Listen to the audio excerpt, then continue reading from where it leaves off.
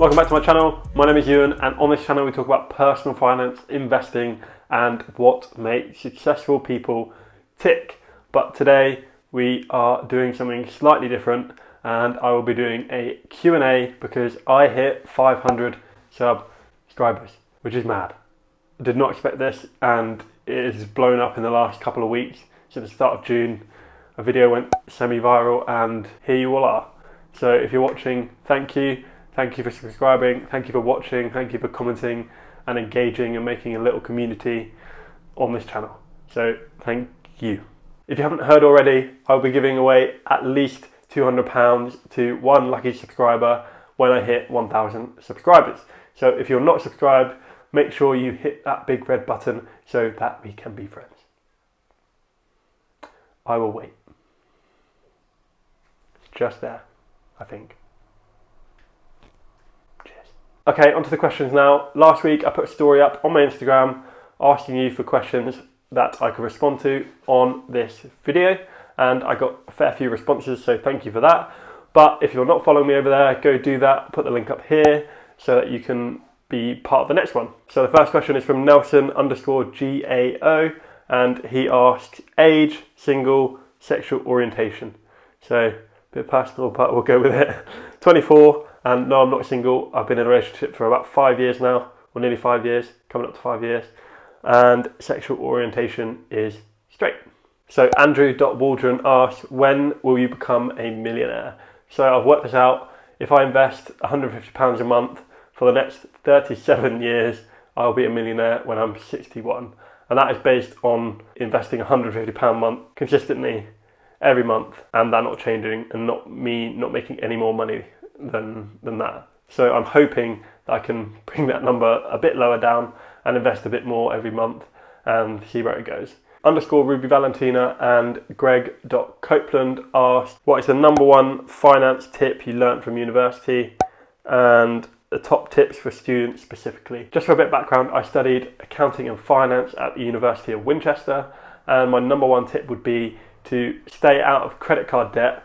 An overdraft is okay, but I definitely avoid a credit card, and make sure that you have a job coming out of uni, because I did neither of these things and ended up racking up a bit of credit card debt and then not having a job to pay it off for a few months. So make sure you do those two things, even if it's in a waiting or washing cars or anything. Just make sure you get something done so that you basically have that income. Unless you've already saved quite a bit of cash, it's definitely worth doing that. So the next one is from Tom Robbins 02, and he says, do you think your finance degree was worthwhile, and does it help you with investing? And I would say yes and yes. So my degree helped me get the job that I wanted, and I also had lots of fun at university and met my girlfriend Ruby, and we've been together 5 years, as you already know. And yes, it definitely does help with my investments, because I probably wouldn't even have thought about investing if I hadn't gone to uni and talked about it pretty much every day. The advantage of my degree specifically was that it helped me look at a company as a whole. So the overview of a company, the financial statements, the cash flow, the P&L and the balance sheet. So it just helps you sort of fix everything together in your mind and work out what an actual great business looks like from the financial statements point. Especially as you don't get taught any of this at school unless you do accounting or any or business studies, but even then there's not enough. There needs to be more, I think, personally. And the next question is from Ovio_Farai, and he says, where do I even start? And I would say you could start by downloading Trading 212 using the link below. But in all seriousness, I don't think that you need to be properly investing actively if you're just starting out. I think you can invest in ETFs and you can invest using Moneybox. Moneybox I think would be a great place to start. You can invest weekly and you can get your purchases rounded up so that you can invest a little bit every month and slowly build that investing pot up so that you can start building wealth, basically.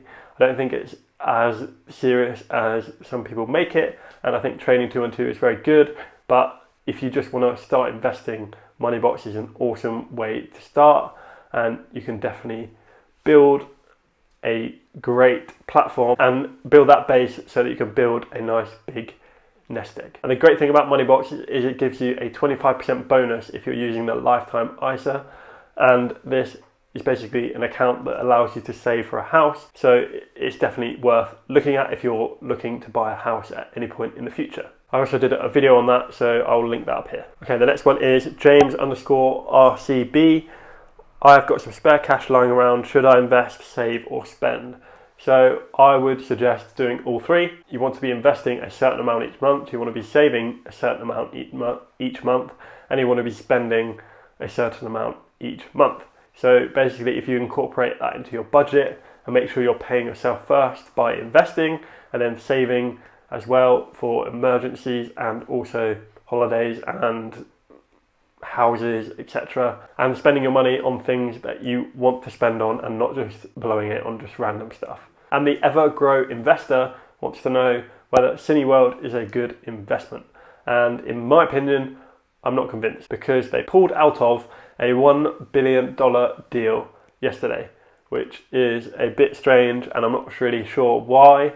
And they also withdrew their dividend in April, and there are a couple other red flags that seem to be going off when I look at their financial statements. They've got a very high debt to asset ratio, and that worries me a little bit, especially as they've not been making any money since the end of March, especially in the UK.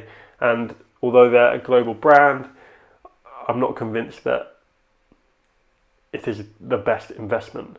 So, as always, do your own research, but that's just my opinion. And the next question is from O.Late. Hopefully I'm saying that right. And he says, which one single stock are you currently most confident in? And I've been mentioning them quite a lot, and I would say Coca-Cola. I understand their business, I understand why people buy their products, and I think it's definitely a great value at the moment. So I've been investing in that. I think it will do well in the long term, and also it is a great dividend stock. So the next one is from _Freddie R13, and he asks, what's the best time of day to invest? And I think there's two answers to this. One is that it doesn't really matter, because if you're investing long term like me, then a slight price difference on a day doesn't really matter. However, the second part of that answer is that I use the limit orders. So if you don't know how to use that, then I did it in my last video, so go check that out. This basically prevents you from overpaying. You can set the price for that day, and the order will only be executed when it hits that price. So I think that's a really good way of doing it. So it saves you that little bit of cash. Over the long term, it doesn't really matter too much, because you're hoping that they will grow and grow and grow over the long period of time. And the next question is from Farhana.x.x, and it is £50 a month a good starting point to invest on Trading 212?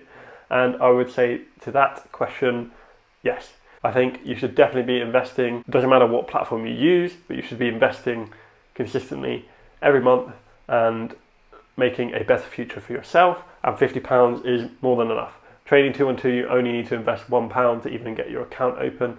So you could do £1 a month if you really wanted to, but obviously £50 is a great start. And as I've said before, you will get addicted. So when you see your money growing and you get paid dividends, then you'll think, maybe I should be investing more so that I get more value out of doing this. And there are definitely worse addictions to be having than making lots of money. So the next question is from Jess Spooner. She asked, what's the best way for me to save my dollar bills, y'all? The best way to save your dollar bills, y'all, is basically by downloading the Monzo app.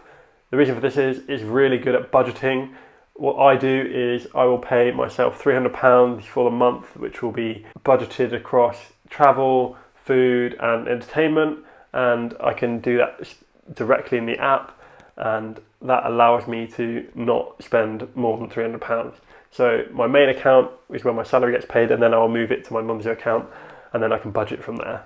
So that's what I do, and I think that's a great way of budgeting, and it's really, really easy. And the next question is from Alex_Lang, and he says, is it time to invest in aviation and hospitality? In the short term, I would say yes, because as people start going back out again and businesses start opening for business again, there will definitely be an opportunity to make a bit of profit there. However, I'm a long-term investor, so that doesn't apply to me. I'm not convinced. There's a lot of uncertainty, especially with airlines, because they've cut lots of jobs and not many people want to be flying. I'm not too hopeful, and I haven't done enough research to truly give you a definitive answer. But if you do your own research, then please let me know, because it would be interesting to know your thoughts. The next question is from Ahmed VR, and he says, when do you expect Tesla to crash? Well, that's a difficult one. I really like Elon Musk as a personality, and I think that he has done some great things and he will do some great things. However, I'm not convinced on Tesla as a business. They don't seem to be doing that well. And the stock price is just going up and down and up and down, and it's a bit like Bitcoin to me. It's got those vibes, so I'm not convinced it's not one I'm going to be investing in, because I think that is too risky for me. However, in terms of it crashing, I'm not sure it will completely crash. I think it will over time sort of level out a little bit, but especially at the moment when a lot of new people are investing. They see electric cars as the future of the automotive industry, and I agree with that. However, I'm not sure they will be the ones that are the top of the pile. But we will see. Who knows? The next question is from Now or Never Finance, and he says, how many is too many in terms of diversification? I would say 500 is too many. The S&P 500 tracks 500 companies.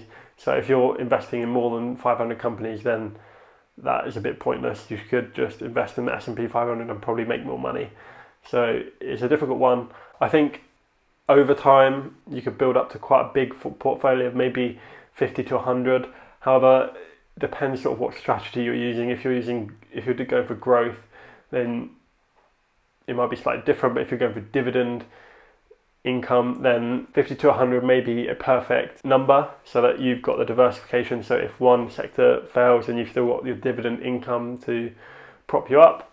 But other than that, it's a very difficult one to answer. I think it's personal preference, and there's definitely no right answer. The next one is from Lewis Francis D, and he wants to know if I have any thoughts on primary bid. It looks like a great platform for experienced investors who want to get in when the institutional investors get in as well, and also a great platform for the companies that want to raise some capital. So the next one is from Dan Whiteman, and he says, what is the best investing platform for the UK? And as you will probably already know, I like Trading 212. I think it's really easy to use. It's got a good set of features, and there are no fees. So that is the good thing about it. There are some drawbacks, and I won't get into them, but they've got a good platform, but there's definitely room for them to improve. And I'm hoping that the Auto Invest feature comes out fairly soon, so that I can just put everything on autopilot and then focus on making these videos. And the last question is from Ham Wakely, and he says, if you could live in any movie universe, which movie universe would you choose and why? I would say Star Wars 100%, because I would be bossing those pod races all over Tatooine, and then I would be fighting Darth Maul at the weekend. So that's what I want to do. That's where I want to go. So that's my answer. Final answer. That's it from me. Make sure that you're following my Instagram so that you can get in on these questions next time I do this. So I hope you enjoy this format. I'm not sure how it has come across. I'm hoping this video has been useful and that you've got a tiny bit of value out of it. And if you have, please let me know in the comments. And if you haven't, let me know what I could do better, because that would really help. It's something new that I'm trying. So it'd be good to get some feedback. So just make sure that you are subscribed and you've liked this video and you comment what you thought before leaving. And yeah, I'm not a millionaire, but I'm trying to help you become one. So I will see you in the next video.